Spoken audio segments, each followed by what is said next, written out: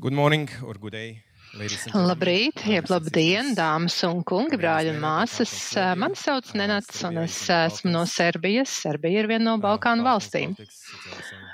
Balkāni, Baltijas valstis, tas ir apmēram viens un tas pats. Vienīgais, protams, ir jājautā, kuram prezidentam jūs šo jautājumu uzdodat un kurš to varētu sajaukt. Bet varbūt, ka mans uzvārds kādās kultūrās vārds izklausās kā sievišķīgs, bet īstenībā nē, es tiešām esmu vīrietis un arī Novaks Džokovičs, mūsu valsts sportists, ir ļoti slavens sportists, un es arī zinu, kādus rekordus iegūt. Tā mēs Serbijā bieži vien darām. Vēl vienreiz parādīšu. Tas ir vislabākais mans sasniegums sportā, bet jūs mani varat saukt par Nešu.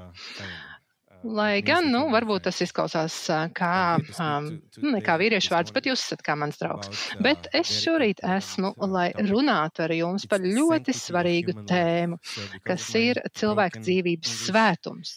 Un, diemžēl, manas nepilnīgās angļu valodas dēļ un arī šīs tēmas svarīguma dēļ es pieturēšos pie piezīmēm, jo cilvēka dzīvības svētums, tas ir pamatprincips mūsu kristietības skatījumā.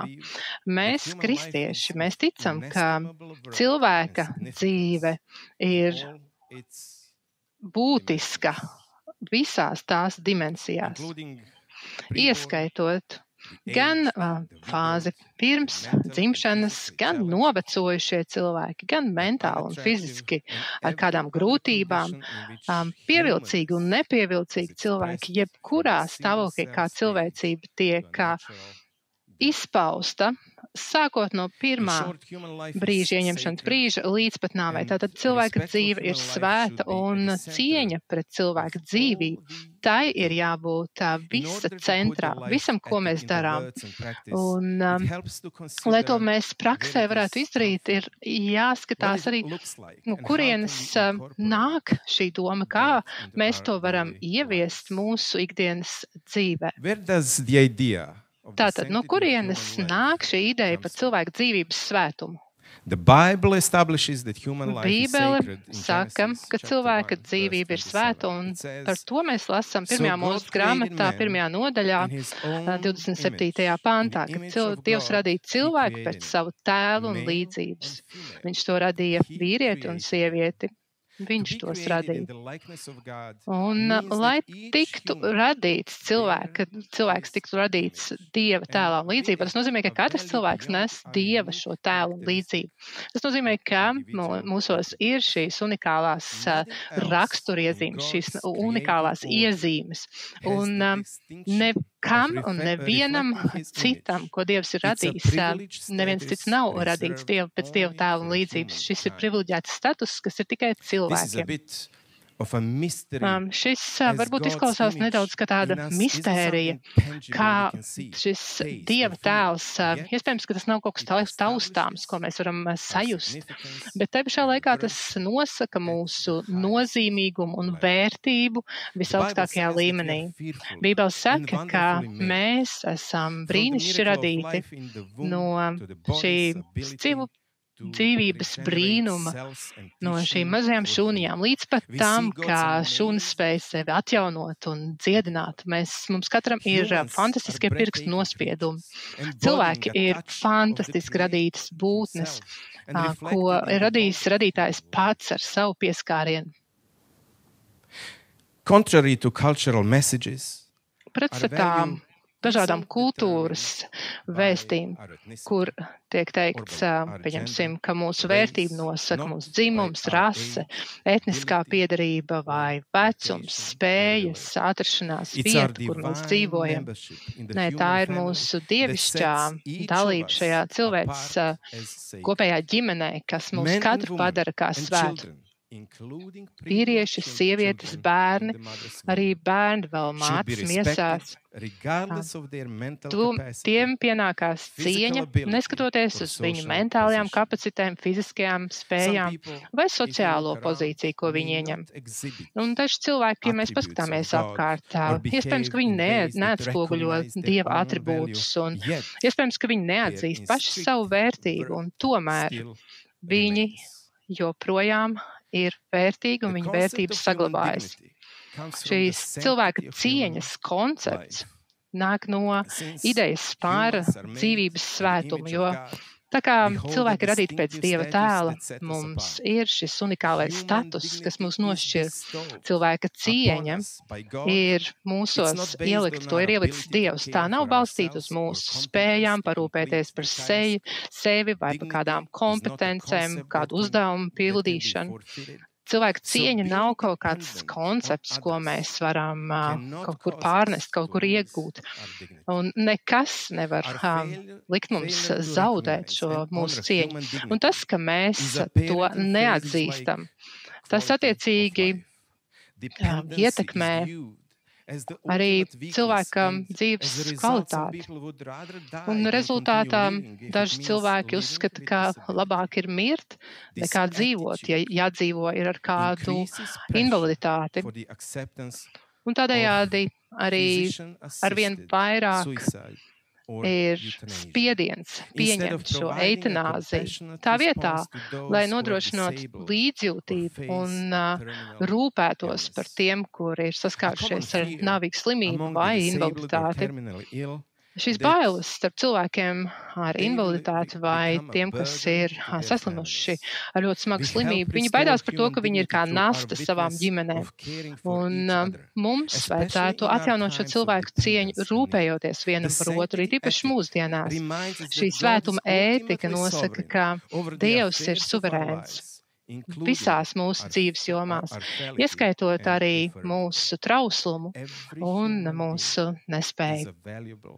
Katra cilvēcīga būtne ir vērtība Dieva acīs, un šī vērtība paliek tāda pati, neskatoties uz to, kā mēs atšķiramies vai dzimuma, vecuma, ādas krāsas, etniskās piedarības jomā, reliģijas, valodas, tautības jomā, vai attiecībā uz inteliģences līmeni, sociālo klasi vai citiem faktoriem. Katra cilvēka dzīve ir Dieva tēlā un līdzībā, un tādējādi tā ir jāciena. Un pret to ir jāizturas ar vajadzīgo atbilstošo cieņu, to vērtējot, nevis pazeminot, nevis atstumjot, nevis samazinot, nevis kaut kādā veidā atmetot vai nogalinot. Katra cilvēka dzīvība ir vērtīga no ieņemšanas brīža, un šī vērtība turpinās visu dzīves laiku. Par spīti dažādām vardarbības pazīmēm un izpausmēm pret vājajiem, pret vecajiem, kas ir arī, tā skaitā arī vardarbība pret bērnu, kas ir mātes klēpī. Vīrieši un sievietes tie ir radīti pēc Dieva tēla. Tātad viņiem ir līdzvērtīga šī cieņa, ko viņi saņem. Tātad viens no mums vīrietis ir pēc Dieva tēla vīrietis, un otrs ir pēc Dieva tēla sieviete. Protams, mums ir dažāda veida domāšanas veidi, spēks, dažāda veida sajūtas starp abiem dzimumiem, bet tie abi dzimumi, tie nes Dieva tēlu un līdzību, un līdz ar to abiem dzimumiem ir vienāda vērtība Dieva acīs. Kultūras tradīcijas dažādās valstīs demonstrē un norāda par to, ka sievietes tiek uzskatītas par mazāk vērtīgām nekā vīrieši. Pret sievieti izturās tā, it kā viņai būtu mazāka vērtība, un tādā veidā mēs ar necieņu izturamies pret cilvēku, kas radīts pēc Dieva tēla. Kristiešu vīrieši, ir īpaši valstīs, kur viņiem ir piešķirta galvenā vara un autoritāte, viņiem ir jābūt tiem, kas demonstrē, kā izturēties pret sievieti, savu dzīves biedru, un par to, kā šīs sievietes ir Dieva acīs cieņas vērts, un tādā veidā arī viņi kļūst par cienošiem vīriešiem. Un tātad mūsu sabiedrībā mēs redzam, ka dzīvība tiek devalvēta visos aspektos. Visos dzīves posmos, slepkavības, aborti, tie ir briesmīgs uzbrukums cilvēka dzīvē, kur rezultātā iet bojā cilvēks. Slepkavība var notikt jebkurā posmā, dzīves posmā, bet tā kā aborts notiek vispār pirms cilvēks ir piedzimis, tas vienmēr būs šis agrākais punkts, kad jau tiek apdraudēta cilvēka dzīvība. Līdz ar to cilvēks kļūst ļoti ievainojams. Cilvēks ir pilnīgi neaizsargātā stāvoklī un nespēja neko darīt savā labā. Ir arī citi veidi, kādā veidā cilvēka dzīvība var tikt devalvēta. Kad mēs runājam par maziem bērniem, mēs saskaramies ar pamestību, ar atstumtību. Kad mēs pēc tam tālāk esam bērnībā, mēs redzam, ka bērni tiek seksuāli izmantot, cilvēku tirzniecība, bērni tiek pieņemti armijās. Kad mēs runājam par pusauģiem, mēs redzam vercību, uzbrukums, tiek meitenes agri jau pārdotas laulībā. Ja mēs skatāmies uz pieaugušiem, mēs redzam prostitūciju, izvarošanu, vecumā, mēs redzam pamestību, eitanāziju, un visās šajās fāzēs šie visi ir uzbrukumi pret cilvēku dzīvību, un saknes ir cilvēka dzīvības devalvācijā, kas notiek jau tajā brīdī, kad bērns aborta laikā pirms dzimšanas tiek nogalināts. Un, ja mēs uztversim jau bērnu, tātad šo bērnu, kas ir mātes miesās par cilvēku būtni un tā svētumu, tad attiecīgi mums arī būs vieglāk cienīt arī turpmāk cilvēku visos tā dzīves posmos. Un tāpēc ir tik svarīgi aizsargāt nedzimušos bērnus un tāpat arī bērnus, pusauģus, pieaugušos un vecos cilvēkus. Un tad tas jau dabīgi šis process aizies. Tā kā atslēgas faktors ir tajā, ka mēs sākam ar bērniem mātes miesā pirms dzimšanas. Tātad, ja mēs sākam vērtēt šo kā dzīvību un kā svētu. Protams, ja mēs atzīstam, ka 5-gadīgs bērns tam pieder šī Dieva tēls un Dieva līdzība, un to mēs cienam pretstatā vēl nedzimušo bērniņu mātes miesās. The reality that he loves a preborn girl just as much as mēs bieži vien aizmirstam un nedomājam par to, ka Dievs tikpat ļoti mīl gan 5-gadīgo bērnu, gan vēl nedzimušu bērnu, gan arī Dievs rūpējas gan par veciem cilvēkiem, kas ir pilnīgi atkarīgi no citiem cilvēkiem. Un mēs varam censties noliegt šo faktu, ka Dievs rūpējas arī par nedzimušiem bērniem, tieši tāpat kā vēlāk. Mēs zinām, ka daudzās vietās pasaulē ir bāreņi, atraitnes, bēgļi, dažādi cilvēki, bet ja mēs skatāmies, ka Dievs vērtē katru cilvēku dzīvību vienlīdzīgi, tad ja mums ir jāskatās jau no paša pirmā šī solīša, no šiem nedzimušajiem bērniem, un ka mēs iestājamies par viņiem. Un ka pat vēl nedzimis bērns, viņam ir nenovērtējama augsta vērtība. Un ja mēs to ieraudzīsim, tad arī attiecīgi mēs spēsim vēlāk vērtēt arī tālākos cilvēku dzīves attīstības posmos viņus. Tātad, ja nedzimis bērns ir vērtība, tad arī bārens ir vērtība. Ja nedzimis bērns ir vērtība, tad arī atraitne ir vērtība. Ja vēl nedzimis bērns ir vērtība, tad arī bēglis ir vērtība. Katra no šīm mazaizsargātajām grupām tās ir vērts, lai tās aizsargātu. Bībele ļoti daudz ko runā par gan cietušajiem, gan par tiem, kas ir badā, cietumā, ko mēs dažādos veidos varam palīdzēt. Un kā Jēzus saka, ka ja tu kaut ko darīsi, kaut šī mazākā labā, Mateja evaņģēlā viņš to saka, tad tu to būs darījis man. Tātad cilvēka dzīvība sākas ar ieņemšanu, un mēs jau esam dzimuši pirms mēs piedzimstam šajā pasaulē. Līdz ar to mātes klēpes ir tas dzīves punkts, tas dzīves posms, kur mums ir jānodrošina un jāsāk pilnīga aizsardzība. Kāda ir bibliskā atbilde uz to, ka tiek devalvēta cilvēka dzīvība? Dieva perspektīva attiecībā uz vēl nedzimušajiem un visiem cilvēkiem, domājot par to, ka mēs esam viņa tēla nesēji un mēs esam līdzvērtīgi un vienlīdzīgi. Tas, protams, netiek uzskatīts par patiesību visā pasaulē. Miljoniem cilvēki aiziet bojā un tiek nogalināti, pirms vispār viņiem ir iespēja piedzimt šeit. Dievs bija paredzējis viņiem pilnvērtīgu dzīvi, iespējams, kā Jēzus sekotājiem, un mēs, kā Jēzus sekotāji, mums ir aicinājums rīkoties vairāk iemeslu dēļ. Kāds ir pirmais iemesls? Pirmais iemesls ir tas, ka Dievs aicina, lai mēs esam tie, kas aizsargā neaizsargātos.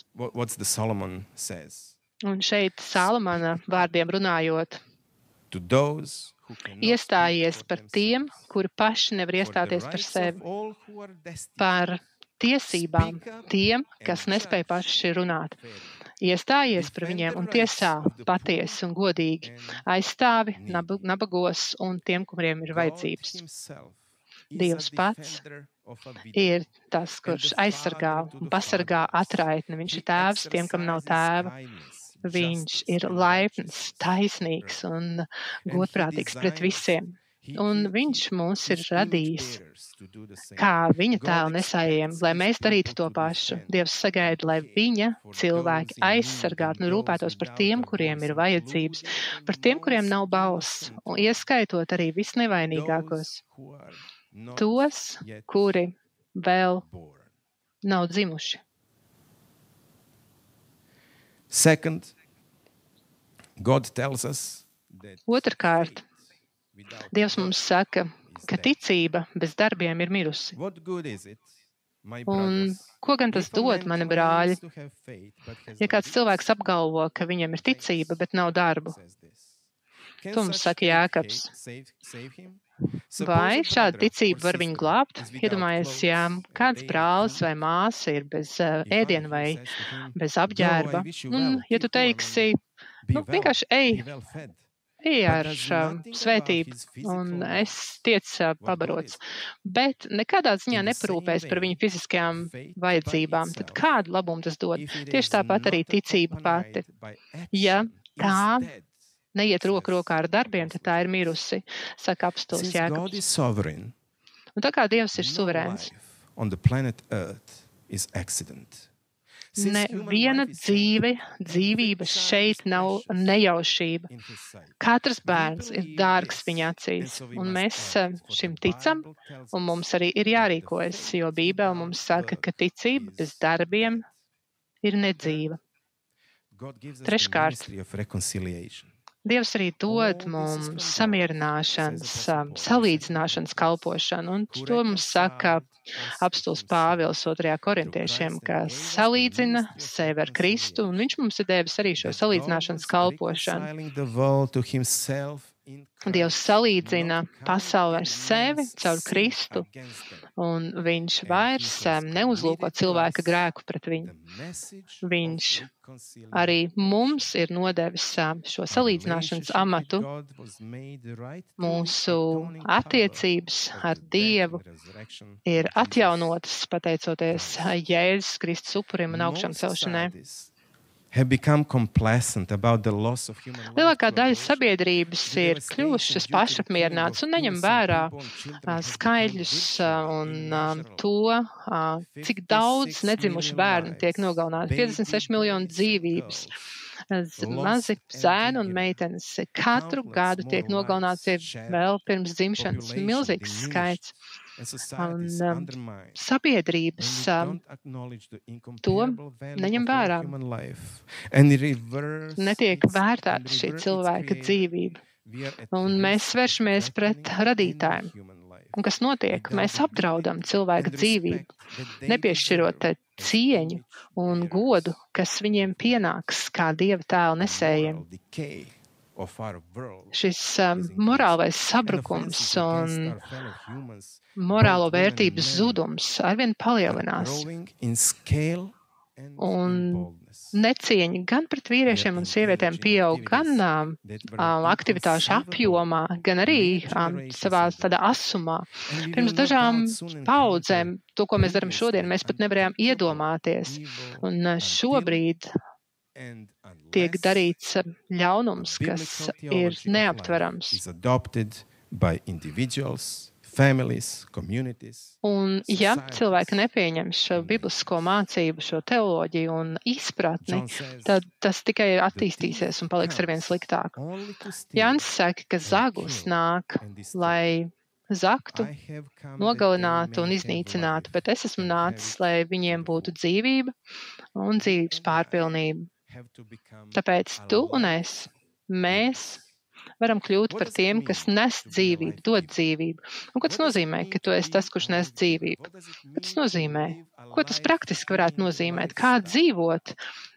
Kāds dzīvesveids ir tas praktiski, kas nes citiem dzīvību? Un vislabākais piemērs ir skatoties uz to, kā dzīvoja Jēzus. Un vēsturē viss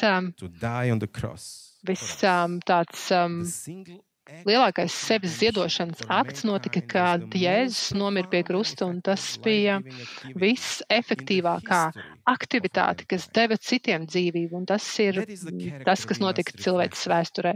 Un Jēzus raksturs ir tas, ko mēs arī atspoguļojam. Gan vīrieši, sievietes, bērni, dzimuši, nedzimuši.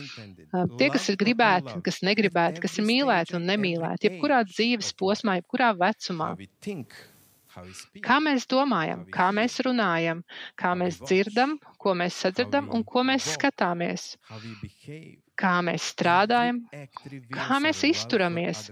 Katra no šīm rīcībām, tai vajadzētu parādīt mīlestību pret citiem cilvēkiem un atspoguļot šo glābjošo dabu, kas ir bijusi Jēzum. Šis dzīves, dodošais dzīvesveids ir glābjošs pēc savas būtības. Un reizēm mazuļi piedzimst ar kādām slimībām, defektiem, kas ir labojams vai arī nav labojams, ķirurģiski vai kādā citā veidā. Daži, pieņemsim, nevar pastaigāt. Viņiem nepieciešami kruķi, viņiem nepieciešami ratiņi. Ir arī tādi, kas mentāli ir ar kādām grūtībām vai emocionāli. Viņiem ir grūtības un viņi nevar tikt galā ar stresu un trauksmi. Iespējams, ka tava ādas krāsa vai tas, ka tu esi daļa no kaut kādas cilvēku grupas, tādēļ citi tevi pārāk augstu nevērtē. Bet, ja tu esi dzīvības devējs, tas nozīmē, ka mēs izturamies ar cieņu pret visiem cilvēkiem, neskatoties uz viņu vecumu, viņu dzīves posmu, viņu spēju vai nespēju, etnisko, ekonomisko situāciju, vīrieši, sievietes, kristieši vai nekristieši. Mēs izturamies pret viņiem ar cieņu un redzam viņos vērtību, ka viņi ir tie, kas atspoguļo Dieva tēlu. Pat tie, kas varbūt mums nav konkrētajā brīdī mūsu draugi.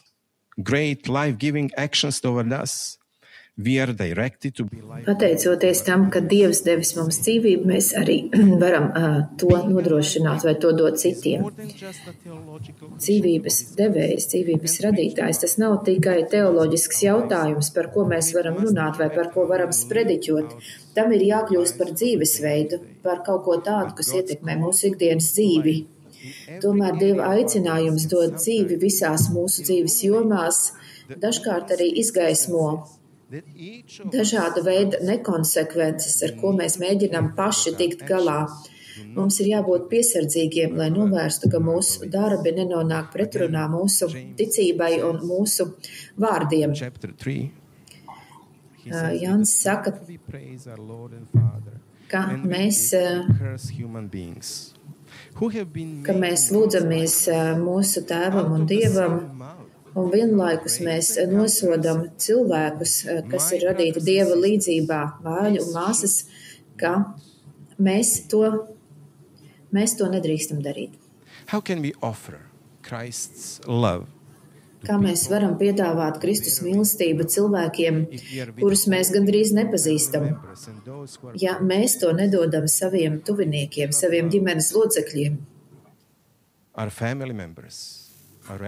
Ja nevaram mīlēt savus radiniekus, ģimenes locekļus, brāļus, māsas, māsītes un brālēnus, kā mēs varam mīlēt savu kaimiņu? Un ja nemīlam kaimiņu, kā mēs varam mīlēt kādu no citas tautas? Ja nemīlam cilvēkus sev apkārt, kā varam mīlēt tos, kas ir tālu no mums, ne tikai fiziski un ģeogrāfiski, bet arī garīgi vai politiski vai kādā citā ziņā?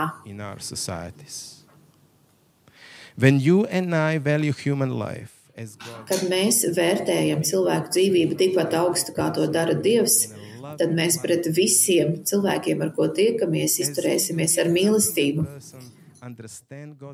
Tā mēs palīdzēsim šim cilvēkam arī saprast Dieva doto mīlestību.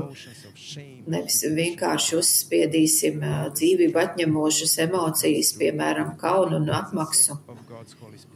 Nostiprinot Dieva svētā gara klātbūtni, jūs varēsiet dot šo dzīvību visiem tiem, ko Kungs ieved jūsu dzīvē. Neatkarīgi no varbūt kādiem iepriekšējiem lēmumiem vai grēkiem, dodot dzīvību, jums ir vislabākā iespēja šim cilvēkam pastāstīt par Jēzu Kristu un par to piedošanu un dziedināšanu, ko Dievs dod mums caur savu dēlu.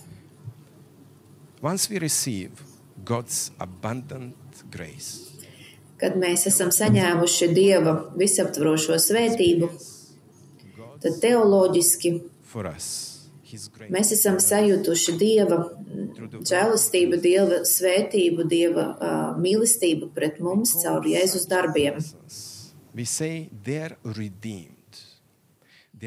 Mēs šos cilvēkus saucam, ka mēs esam viņu grēkus izpirkuši caur mīlestību, caur Jēzu. Viņiem ir jādzīvo. Viņiem šī sava atjaunotā sirds ir jārāda citiem. Šāda sirds saprot un izprot, cik dziļi mēs esam kļūdījušies un cik liela ir Dieva piedošana. Kad cilvēka sirdi ir glābis Kristus, tad notiek šis process, kas ieliek pamatu visam tam, ko mēs jūtam, dzirdam, daram.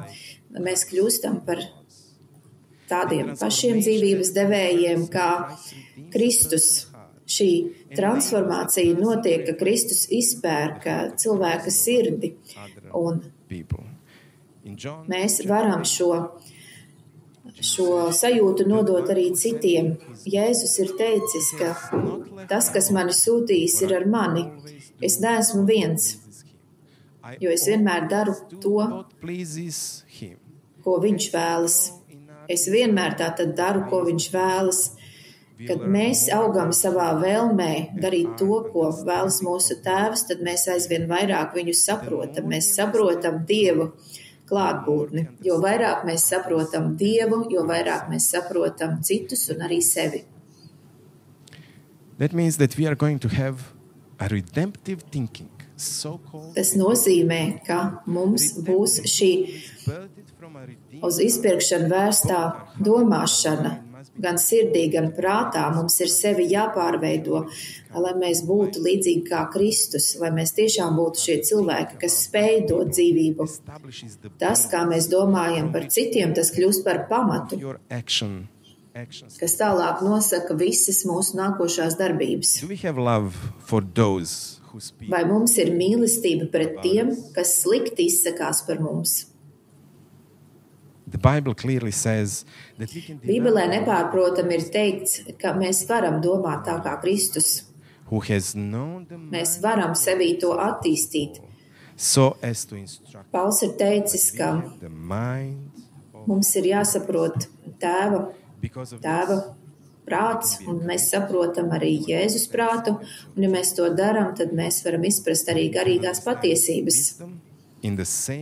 gudrību, viedumu, tieši tā, kā to ir zinājis un sapratis Kristus. Arī mūsu domāšana ir jāmaina. Un arī tas, ko mēs dzirdam, ko mēs saklausam, ir jāmaina. What does that mean to have redemptive hearing? Ko tas nozīmē? Should be quick to listen and slow to speak. Mums ir jāklausās, nevis jārunā, jo tas ir pamats. Tas ir pamats šāda veida klausīšanās veidam. Mēs izdaram izvēli neklausīties ļaunos vārdos, sliktos vārdos, lai mēs kļūtu tādi kā Jēzus. Dodoties prom no sarunām, kas neatspoguļo Kristus garu, tas var mūs atbrīvot, tas var mums dot šo savas dzīves kontrolas sajūtu. Un to redz arī tie, kas mums skatās. Ja mēs klausīsimies citu balsī, nevis Dieva balsī, tad mēs riskējam ar to, ka zaudēsim spēju dzirdēt Dieva balsi. Jo vairāk laika pavadīsim ar mūsu kungu, jo vairāk spēsim atšķirt un saprast, kāda ir viņa balss. Šādā domāšanā mēs vairāk dzirdēsim Dieva balsi, nevis citu balsis. Mēs vairs nedzirdēsim dažādu veidu aprunāšanu. Mēs nedzirdēsim vairs to, kas apdraud cilvēka cieņu. Talk about it. We don't even let hear about such a thing. Mēs par to nerunāsim, mēs to vairs nespēsim sadzirdēt. Redemptive seeing. Pauls runā arī par uz izpirkšanu vērsto redzēšanu vai redzi. Causes you to stumble. Take it out. Ja kaut kas mūsu acī vai mūsu acī nonāk tāds, kas mums traucē saredzēt Dieva valstību, tad mums ir jāatbrīvojas no šīs acis. Tas nozīmē, ka mums ir strauji un radikāli jārīkojas. Jo pasaulē ir tik daudz nesvētu lietu, ko redzēt. Mums nevajadzētu uz to vairs skatīties, vairs nevajadzētu uz to saskatīt sev priekšā. Mums nevajadzētu vairs redzēt lietas, kas pazemina cilvēkus. We must flee from impure images. Mums ir jāmūk no šādiem tēliem, no visiem citiem grēkiem. Un jātiecas uz likumību. Tālāk mums ir jādomā par to, kā mēs runāsim. Salmans ir teicis, ka tas, ko mēs sakam, ir nāves un dzīvības izšķīrējs. Mums ir jāvada vai jāpavada savs laiks runājot pareizi. Kā mēs runājam, par ko mēs runājam ar kolēģiem, ar draugiem, vai tas ir uz dzīvību vērsts? Redemptive, life-giving character flows from our heart to the mind. Uz dzīvību vērstās domas un sajūtas, un tas, ko mēs sakam, plūst no mūsu sirds uz prātu un tālāk caur mūsu muti. Dodot dzīvību ar saviem vārdiem, ar savu runu, ir viens no spēcīgākiem veidiem, kā pasaule var iepazīt Jēzu. We have redemptive living. Un beigās mēs dzīvojam uz izpirkumu vērstu dzīvi. Kā mēs dzīvojam? Šādas pareiza dzīves, šādas pareizas rīcības parāda, vai mēs esam vērsti uz dzīvību. Ja mūsu dzīve neatbilst evaņģēlijam, tad visticamāk, ka mūs nav skārs evaņģēlija vēstījums. Bet ja mēs tiešām esam atjaunojušies, tad mēs varam pēc iespējas lielākam cilvēku skaitam pastāstīt par Jēzu un par dzīvi tādu, kas pierāda viņu mīlestību visiem cilvēkiem. Mēs esam radīti, lai pielūgtu Dievu is life-giving to God and life-giving to pastāvīgi un vienmēr. Un šādi mēs dodam dzīvību Dievam un dodam citiem, un šādi mēs varam izbaudīt šo dzīvības došanu. Šādi dzīvojot, mēs izpildam to, ko Dievs ir paredzējis mums mūsu dzīvē. submission to Christ. Mēs pakļaujam visus mūsu dzīves aspektus Kristum, ļaujot viņa Your life, your actions atzimšanas darbam ietekmēt visu, ko mēs dzīvē daram. respond accordingly. Un ja tā darīsim, tad arī mūsu dzīve attiecīgi mainīsies. Noslēgumā es gribētu teikt, How can we incorporate all of this vai pastāstīt par to, kā visu manis teikto mēs varētu iekļaut ikdienas dzīvē. of living out this fundamental truth is to recognize the value Mūsu of our own lives. Dzīves pamatā ir šī patiesība vai pamatvērtība, ka mums ir jāatpazīst mūsu vai jāatzīst mūsu dzīvības un citu dzīvību vērtību. Mums ir jāsaprot dzīvības svētums. Own life as a sacred Vai mēs ticam, ka mūsu dzīve ir svēta, who bears vai mēs esam gatavi uztvert pasauli kā tādu, kas ir Dieva līdzībā radīta? the truth of who we Ja to izdarīsim, tad mēs sapratīsim to patiesību par to, kas esam. way.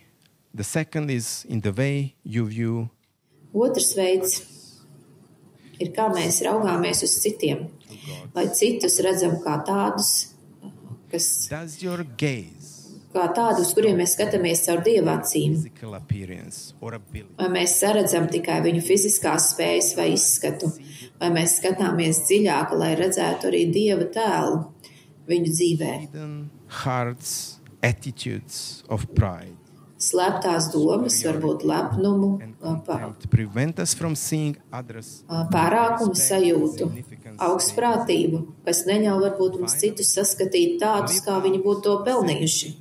truth requires an Lai mēs dzīvotu svētu un patiesu dzīvi, mums ir jāatgādina arī citiem par to, cik vērtīgas ir visu cilvēku dzīves un dzīvības, runājot to vārdā, kas nespēja paši runāt savai aizstāvībai. Meklējiet šādas iespējas, mēģiniet sekmēt šo vēsti, izplatīt šo vēsti par dzīvības svētumu.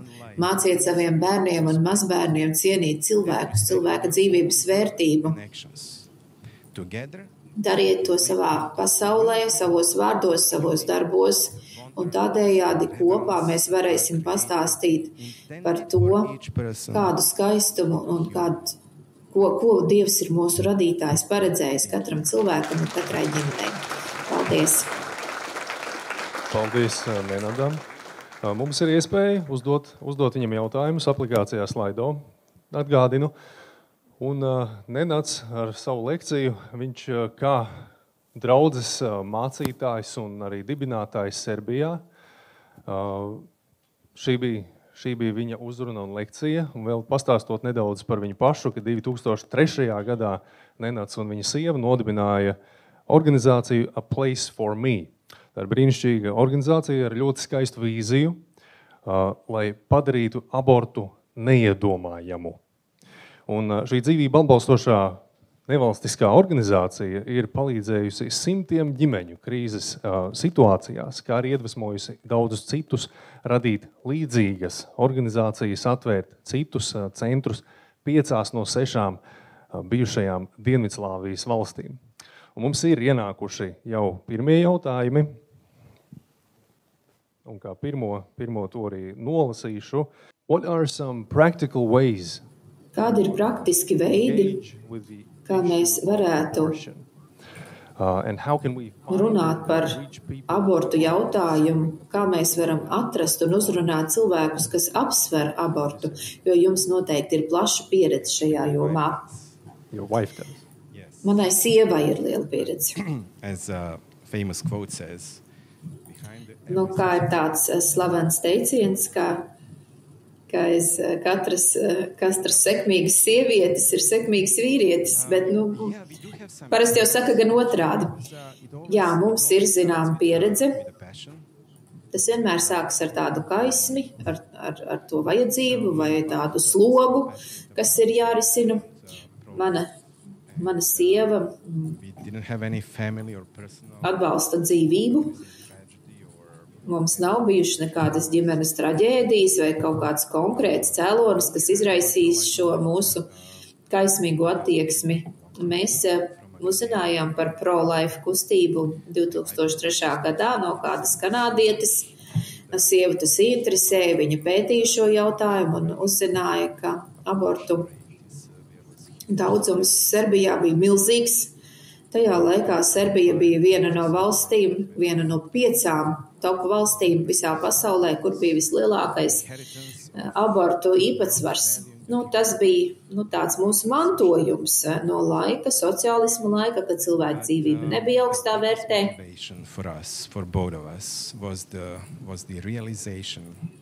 Un mums tāds motivējošs faktors bija izpratne par to, ka visbīstamākā vieta cilvēkam nav Ukraina vai Gazas josla, bet mātes klēpes. 56 miljoni cilvēku katru gadu tiek nogalināti. Arī pašlaik katru sekundi, vai pat mazāk kā katru sekundi. Tad viens mazulis tiek nogalināts.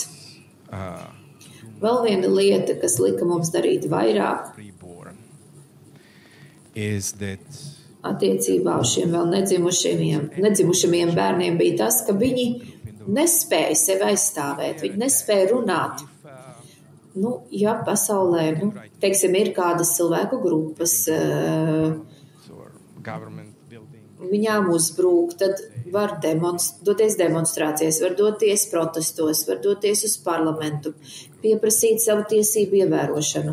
Bet vienīgā cilvēka grupa, kas nevar cīnīties par savām tiesībām, ir tie, kas vēl nav dzimuši.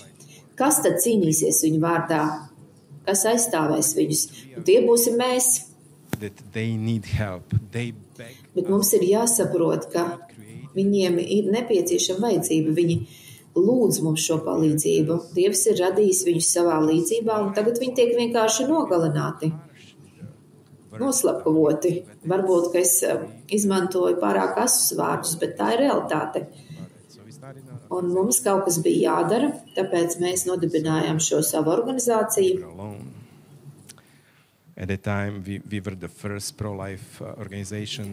Tajā laikā mēs bijām pirmā šāda veida organizācija, ne tikai Serbijā, bet arī bijušajās Dienvidslāvijas republikās. Tagad mēs esam spējuši palīdzēt arī citiem Slovenijā, Horvātijā, Bosnijā, Ziemeļmaķedonijā un vēl dažās citās vietās bijušajā Dienvidslāvijas republikā, lai aizsāktu šo pro-life kustību un attiecīgi glābjot 10 bērnu. On this note, what is the most effective way to talk? Kāds ir visefektīvākais veids, kā runāt ar sievieti, pāri vai ar ģimeni, lai atrunātu no abortu veikšanas jūsu pieredzē? Yes, to talk them out of it. Lai atrunātu tātad no abortu veikšanas ar sievieti, ar ģimeni vai ar pāri. Pirmkārt, mums ir jāklausās. Ļoti daudz jāieklausās teiktajā. Ja mums ir partners, tad tas būtu lieliski. Jo, kā jau zinat, bērni nerodas tikai no sievietēm. Vienmēr tur ir arī vīrieši iesaistīti šajā procesā kaut kur fonā. Mums ir jāizrāda mīlestība un līdzcietība. Mēs nedrīkstam tiesāt, jo apstākļi, kādos sievietes atrodas, apsvarot šādu izvēli, dažkārt šie apstākļi vienkārši neizturami. Nav ģimenes atbalsta, naudas, dzīvo uz ielas. Un viņām vairs nav vajadzīgi papildu spriedumi vai papildus spiediens. Tāpēc mēs viņus mīlam, piedāvājam iespēju uzturēties jaunās mātes mājā. Nav vienkārši godīgi atrunāt no aborta. Mēs darām vairāk, mēs palīdzam šīm sievietēm. Pašlaik mēs īrējam dzīvokli Novisadas pilsētā, dodam iespēju tur dzīvot, rūpējamies veselu gadu, nodrošinam pārtiku, iespēju uzturēties, zāles, kopšanas līdzekļus, piemēram, arī autiņbiksītes, mēģinam atrast darbu, palīdzam, cik vien tas ir iespējams. Pašlaik mēs būvējam grūtnieču māju un cerams, ka tur varēs uzturēties 7 līdz 8 sievietes kopā ar saviem jaundzimušajiem. Esmu pārliecināts, vai atbildējusi jūsu jautājumu. Manuprāt, jā, jo tā klausīšanās daļa bija ļoti, ļoti laba. Vēl jautājums, mums vēl ir 7 minūtes jautājumu un atbilžu sesijai.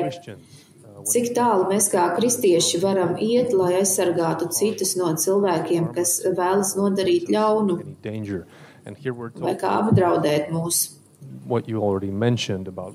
Jūs jau minējāt to, kas jau tika iekļauts prezentācijā, teiksim, kara draudi, islāma radītais apdraudējums, varbūt kāda noziedznieka apdraudz cilvēki. Tad cik tālu mēs varam iet, lai aizsargātu sevi un sev apkārt esošos? Šis ir ļoti grūts jautājums. Cik tālu Jēzus gāja? That would I could answer with the question. But I understand. Es varētu atbildēt uz jautājumu ar jautājumu, bet es saprotu šo jautājumu, jo es pats esmu piedzīvojis karu. Ja atceraties, 90. gados Serbijā bija 4 vai 5 dažādi kari. Horvātijā, Bosnijā, Kosovā. Tad 77 dienas NATO veic bombardēšanu. Tātad daudz dažādas emocijas. Es tajā laikā piedzīvoju, tad biju misijā Bosnijā, 99. gads.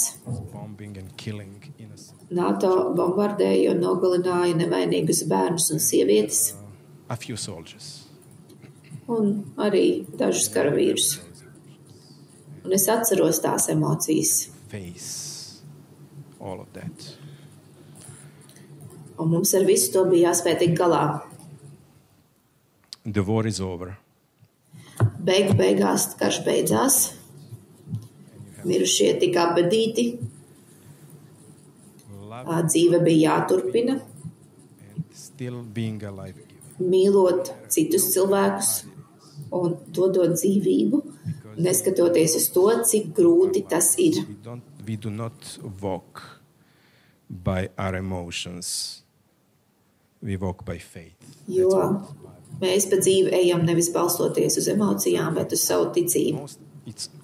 Always. It is a battle. You are battling. Un vienmēr tā ir tāda cīņa ar savām emocijām, bet tas mūs arī atšķir no dzīvniekiem. Mēs spējam atpazīt savas emocijas, atkāpties soli atpakaļ, paskatīties uz šīm emocijām, atpazīt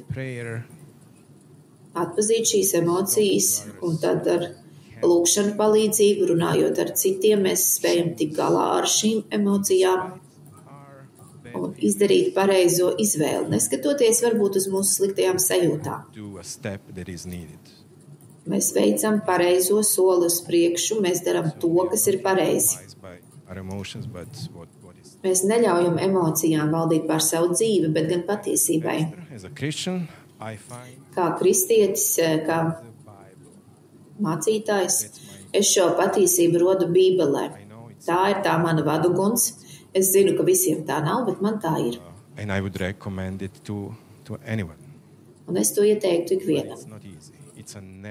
Bet, protams, tas nav viegli. Tā ir ļoti šaura taka, jo ir jāspēj tikt galā ar savām emocijām, ir jāiemācās piedot. I was able to ask for forgiveness, although I was never in a war. Lai gan es nekad nepiedalījos karā, man nekad rokās ierocis nebija bijis, bet man bija šīs sliktās domas par citām etniskām grupām. God, just kill them all because they are not doing right. Un es Dievam lūdzu, nogalinu viņus visus, jo mums ir taisnība. Viņiem nav. Iespējams, ka viņi tāpat lūdzu. Un, kad karš beidzās, ask for forgiveness some young people from Sarajevo, from Bosnia. Man bija iespēja lūgt piedošanu dažiem jauniešiem no Sarajevas, no Bosnijas. Pirmo reizi ar viņiem tad tikos. Viņi bija musulmaņi. Sorry for our people. Un es teicu, ka man ir jāatvainojas par to, ka Serbi bombardēja Sarajevu 4 gadus. Viņi teica, nē, tā nav tava vaina. Tas bija karš. Probably mostly for me, not just for them. I needed to ask for forgiveness for the atrocities. Šī piedošanas lūgšana bija vajadzīga man, varbūt ne tik daudz viņiem, jo daži no manas tautas to bija viņiem nodarījuši. Paldies par šo ļoti atklāto atbildi.